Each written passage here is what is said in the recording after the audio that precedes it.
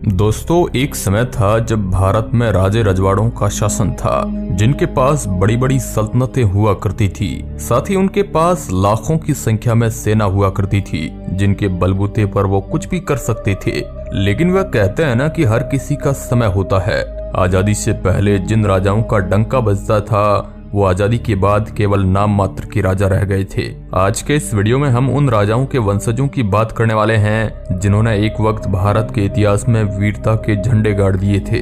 हम महाराणा प्रताप से लेकर वीर छत्रपति शिवाजी के वंशजों को जानेंगे, पृथ्वीराज चौहान और बाजीराव पेशवा के वंशजों को भी जानेंगे। आखिर आज इन वीरों के वंशज क्या करते हैं और कहाँ रहते हैं। हेलो दोस्तों, मैं हूँ आपका दोस्त सुरेश सांचोरी और आप हिस्ट्री टेलीविजन यूट्यूब चैनल देख रहे हैं। महाराणा प्रताप के वंशज। यह वह दौर था जब दिल्ली की गद्दी पर अकबर का शासन था। अकबर भारत के सभी राजाओं को अपने अधीन कर मुगलिया सल्तनत का झंडा गाड़ना चाहता था, लेकिन महाराणा प्रताप ने जंगलों में रहकर घास की रोटी खाना स्वीकार कर लिया, लेकिन कभी विदेशी मुगलों की अधीनता स्वीकार नहीं की। अकबर लाख कोशिशों के बाद भी महाराणा प्रताप को अपने अधीन नहीं कर सका। महाराणा प्रताप ने देश, धर्म और स्वाधीनता के लिए सब कुछ न्यौछावर कर दिया। महाराणा प्रताप के वीरता और पराक्रम के किस्से दुनिया जानती है। जिन महलों में कभी महाराणा प्रताप रहा करते थे, आज उन महलों में महाराणा प्रताप के वंशज रहते हैं, और ये आज भी उसी ठाट बाट से रहते हैं जिस तरह उनके पूर्वज रहा करते थे। वर्तमान में अरविंद सिंह जी मेवाड़ इस घराने के 76वें संरक्षक है। ये महाराणा प्रताप के बाद 21वें राणा है। उनके पिता भगवत सिंह 1955 से 1984 तक इस घराने के मुखिया थे। अरविंद सिंह जी, जिन्होंने ब्रिटेन से होटल मैनेजमेंट की पढ़ाई की हुई है, आज के समय में Arvind Singh ji Mewar HRS group of hotels के मालिक है। इनकी शादी कच्छ की राजकुमारी विजयराज के साथ हुई।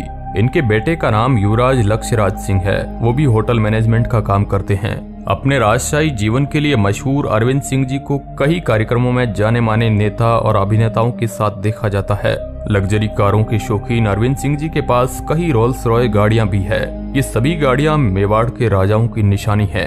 अरविंद सिंह जी के अलावा इनके बड़े भाई और है, जिनका नाम महेंद्र सिंह मेवाड़ है, जो परिवार का मुखिया होने का दावा करते हैं। लेकिन सच ये है कि 1984 में इनके पिता महाराणा भगवत सिंह ने अपनी पूरी जायदाद ट्रस्ट के जरिए छोटे बेटे अरविंद सिंह को दे दी थी।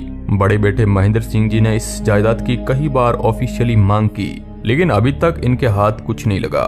महेंद्र सिंह जी मेवाड़ बीजेपी से चित्तौड़गढ़ के सांसद रह चुके हैं। दोनों भाइयों के परिवारों के रहन सहन में काफी अंतर है। महाराणा प्रताप के वंशजों की फोटो आप अपनी स्क्रीन पर देख सकते हैं।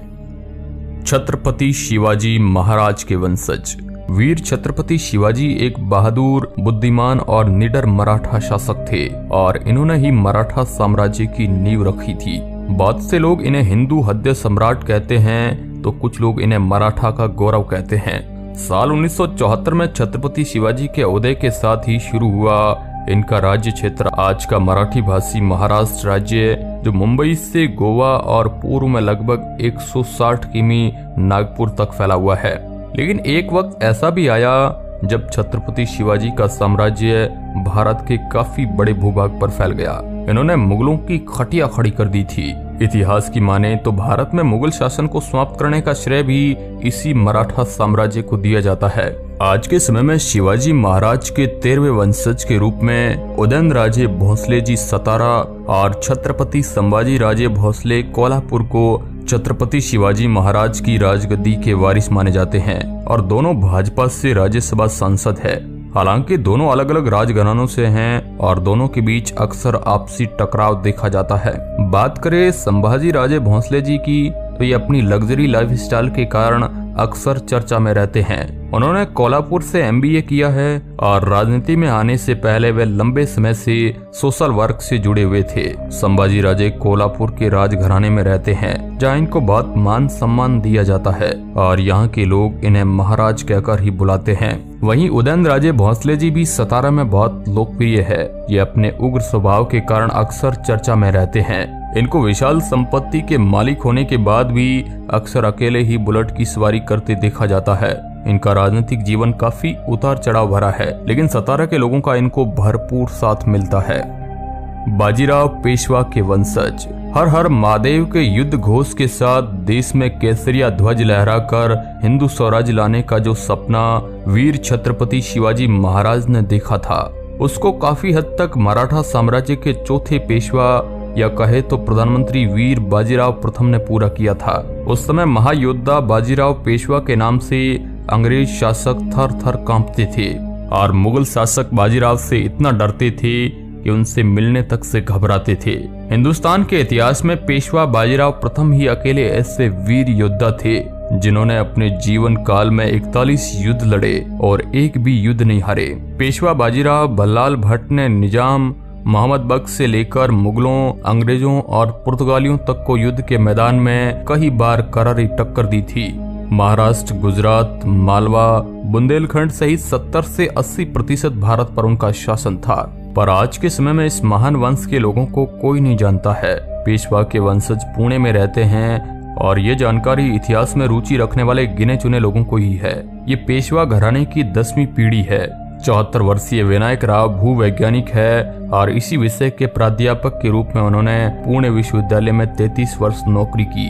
दूसरा परिवार विनायक राव के बड़े भाई कृष्ण राव का है जो हाल ही में गुजर गए।